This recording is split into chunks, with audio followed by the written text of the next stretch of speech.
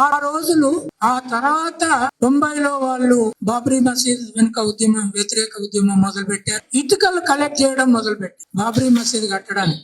మీరు మొన్న చూసుంటారు, ఆ ఇటుకలు కలెక్ట్ చేసినప్పుడు చాలా మంది ఎండి ఇటుకలను ఇచ్చారు. ఆ ఎండి ఇటుకలు ఇప్పుడు దాంట్లో పెట్టలేదు, 11 టన్నుల ఎండి ఏదైతే దొంగిలించబడదో దాంట్లో ఉన్నాయని తేలుతున్నది. అంటే అప్పటి నుంచే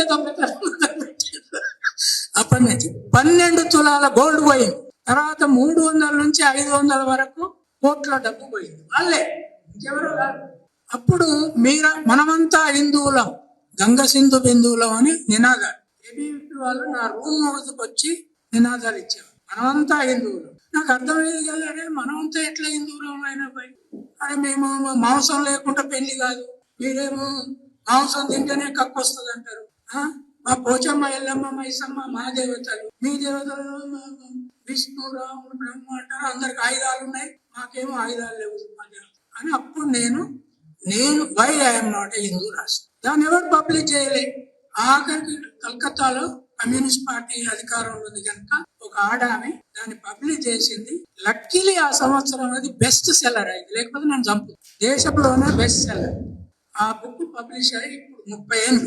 రేపు 18వ తారీఖు లామకాన్లో అది ఇప్పుడు 18 రీప్రింట్స్ అయినాయి. 18వ రీప్రింట్ మొన్ననే వచ్చింది. 18వ తారీఖు 6 గంటలకు లామకాన్లో దాని చర్చ ఉంది. మీరందరూ రండి. ఎవరైనా చదివారు ఆ బుక్ ని?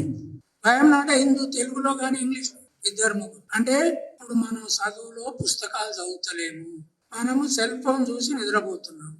అట్లయితే నిన్న మొన్నటి వరకు జంతర్ మంతర్ లో అభిజిత్ పోరాటం అయ్యేంత వరకు నేను చాలా డిప్రెషన్ లో నిజం చెప్తున్నాను. ఈ యువత చదువు రాదు, వీళ్ళకు ప్రపంచం గురించి తెలియట్లేదు. కానీ అభిజిత్ అంబేద్కర్ కూడా చెయ్యనంత గొప్ప పని చేశాడు. ఎందుకంటున్నావు అంట, కాక్రోచ్ అంటే ఏంది? వంటగదిలో సింక్ పైపులో పుట్టే నీచమైన పురుగు. అది చూస్తేనే ఆడవాళ్ళు కప్పుకుంటారు వంటగది. మగవాళ్ళు అయితే వంటగదిలోకే పోదు. అంటే మగవాళ్ళు వంటగదిలో పోదు కదా, వండినాక తినాలి, ఫస్ట్ తినాలి, ఆడవాళ్ళు తినకముందు. అయితే దాని పేరు పెట్టి అన్నాడు చీఫ్ జస్టిస్. ఆ పిల్లగాడు దళిత పిల్లగాడు కనుక. అంటే కాక్రోచ్ అంటే ఎవరు? ఊళ్ళల్లో కాక్రోచ్ దళితుడు, వంటగదిలో కాక్రోచ్ పురుగు అయితే ఊళ్ళల్లో కాక్రోచ్ చీ అనే దళితుడు. దాన్ని తిప్పికొట్టాడు. ఈ దేశాన్ని మార్చే ఒక సూత్రం ఏర్పాటు చేశాడు. నేను అనుకున్న తర్వాత ఇప్పుడే వ్యాసం రాసి వస్తున్నాను. అభిజిత్ పుట్టి 30 ఏళ్ళకే ఇంత గొప్ప పోరాటాన్ని నడిపినందుకు రేపు ఈ దేశం భవిష్యత్తు ఉన్నదని చచ్చిపోతాడు. ఇంతవరకు ఒక నిరాశా జీవితం ఉండేది. 70 ఉన్నాడు. సో ఇప్పుడు మీరు రిజర్వేషన్ అంటే నేను చాలా కాలం చెప్తున్నా, 42% పూర్తిగా రాదు, కోర్టులలో తేలాలి కదా. మొన్న చాలా సార్లు అన్నారు ఇది వచ్చేస్తుంది, గ్రామీణ ప్రాంతంలో పంచాయతీలలో వస్తుంది అని. నేను అల్టిమేట్ గా మండల్ కమిషన్ జడ్జిమెంట్ లో వచ్చిన 50% క్యాప్ ను సుప్రీంకోర్టు తీసేయకుండా మనమే జ్యుడిషియరీని ఎస్టాబ్లిష్ చేసి, it is Ambedkar judiciary. It created a cap. దాన్ని ఓవర్కమ్ కాకుండా మనం ఇంకో మార్గం లేదు. Judiciary is ultimate. ఇవాళ ముఖ్యమంత్రి చేసిన దానికంటే జ్యుడిషియరీ ఒక జడ్జిమెంట్ ఇచ్చింది, అది అయిపోతుంది. సో సార్ ఆలోచించండి, చీఫ్ జస్టిస్ కనుక కాక్రోచ్ అనే పదం వాడకపోతే ఇంత పెద్ద ముఖ్యమంత్రి ఒక ప్రధానమంత్రి అంటే అయ్యేది కాదు. పాలిటీషియన్ రావయ్య అంటాడు. కానీ చీఫ్ జస్టిస్ అంటే the judge who is suppose to deliver justice is accusing, is calling unemployees cockroaches. ఇది కదా సమస్య. అందుకని ప్రాబ్లం ఏమైంది, మన తెలంగాణ గవర్నమెంట్ చేసిన మిస్టేక్ నేను చెప్తాను.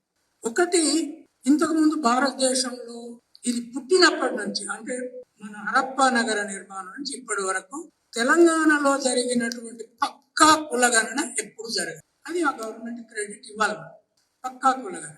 రెండవ స్థితి, రాహుల్ గాంధీ పట్టుబట్టి ఒక ఇండిపెండెంట్ ఎక్స్పర్ట్ గ్రూప్ ని కాన్స్టిట్యూట్ చేయించాడు. అది గవర్నమెంట్ చేయించాలనే ఉద్దేశం లేకుండా రాహుల్ గాంధీ పట్టుబట్టి చేయించాడు. చేయించి దానికి ఒక సుప్రీం కోర్టు జడ్జిమెంట్ ను చైర్మన్ గా వేసి నన్ను వైస్ చైర్మన్ గా వేసి, నార్మల్ గా నన్ను వైస్ చైర్మన్ వేసుకోవాలంటే ఏ ప్రభుత్వం అయినా భయపడుతుంది. వీడు వినడు రాబాయి, వీడు రాయదలుచుకున్నది రాసిపోతాడు, దీంతో పెద్ద తలకాయ. కానీ రాహుల్ గాంధీ చెప్పాడు, ఈ మస్ట్ బి దేర్. నాతో కూడా చెప్పాడు, you have to be there అని. మేము ఉన్నాం.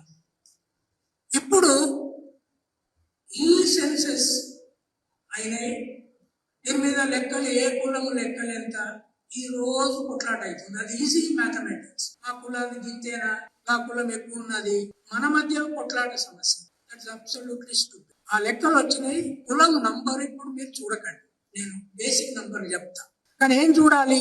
ఎక్స్పర్ట్ కమిటీ ఏం చేసిందంటే, ఇంతవరకు ప్రపంచంలో లేని పద్ధతిలో మేము ఏఐ టూల్స్ వాడుకున్నాం. తర్వాత ఇంటర్నేషనల్ ఎక్స్పర్ట్ వాళ్ళ సజెషన్స్ వాడుకొని 242 కులాలకు కాంపోజిట్ ఇండెక్స్ 42 పారామీటర్ల ద్వారా తయారు చేశారు. ఇది ఇంతవరకు అమెరికాలో కూడా బ్లాక్స్ లేదు, ఎక్కడ విమెన్ డిస్క్రిమినేషన్ లో కూడా లేదు. ఆ 42 పారామీటర్లలో ఏమున్నాయి? 5వ తరగతి నుంచి PhD వరకు చేసిన వాటికి నంబర్లు ఉన్నాయి, భూములకు నంబర్లు ఉన్నాయి, తర్వాత కార్ ఉన్నదా, సైకిల్ మోటార్ ఉన్నదా, ఇల్లు టిన్ రూఫ్ ఉన్నదా, లేదా ఇల్లు పెంకుటిల్లా, ఇల్లు సిమెంటా, ఇవన్నిటికీ కోడింగ్ నంబర్లు ఉన్నాయి. అంతకుముందు కేసీఆర్ చేసిన సర్వే కోడ్ లేదు, మన లేదు. నువ్వు బయట నుంచి అందరిని తీసుకొచ్చారు, కోళ్ళ పోయించారు, కోళ్ళ లెక్క పెట్టారు, మనుషులు లెక్క పెట్టారు, ఒకటే రోజు అంత సర్వే అయిపోయింది. అట్లా జరగదు. ఇది చాలా సిస్టమేటిక్ గా జరిగింది. ఆ 4 రిపోర్ట్లు మాకు ఇచ్చారు. దాని తర్వాత ముఖ్యమంత్రి కూడా 4 రిపోర్ట్లు చూడలేదు. ఉప ముఖ్యమంత్రి,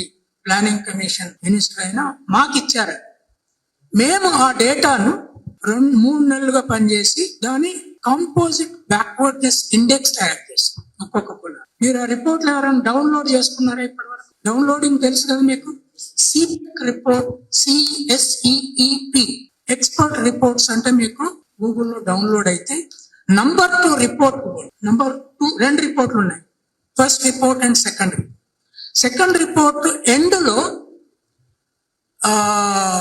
ఎండులో మొత్తం కులాల ఒక్కొక్క కులం నంబరు, దాని పర్సెంటేజ్ టోటల్ స్టేట్స్ కి అపెండిక్స్ అంటారు. ఇక్కడ రీసెర్చ్ స్కాలర్స్ ఉన్నారా?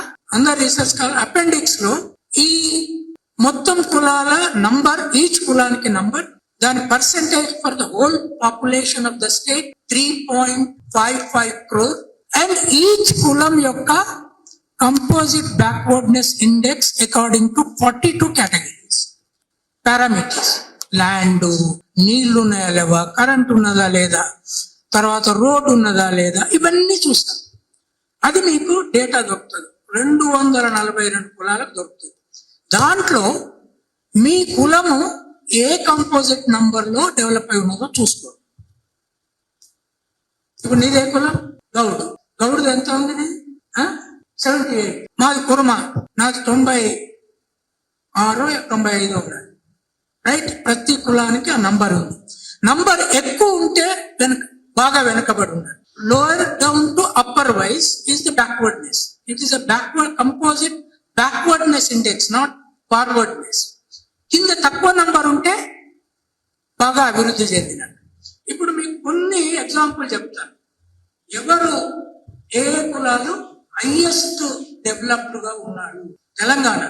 తెలంగాణ మీకు వచ్చిన మార్పు ఏదో నేను ఇప్పుడు చెప్తున్నాను. అయ్యంగారు సపరేట్ కులం ఉంది. అయ్యంగార్స్ అంటే వీళ్ళు బ్రాహ్మణులలో కేవలం తమిళనాడు నుంచి ఉద్యోగాల ద్వారా మైగ్రేట్ అయిన వాళ్ళు. వాళ్ళ సంఖ్య ఎంత ఉన్నది అంటే 52,724. వాళ్ళ బ్యాక్వర్డ్నెస్ ఇండెక్స్ 19 మాత్రమే. హైయెస్ట్ బాగా బ్యాక్వర్డ్ కాస్ట్ ఏదో చెప్తా. కంపారేటివ్ ఎస్సీలలో బేడా అనే ఒక కులం. బేడా అనే కులం పేరు విన్నారా? బేడా.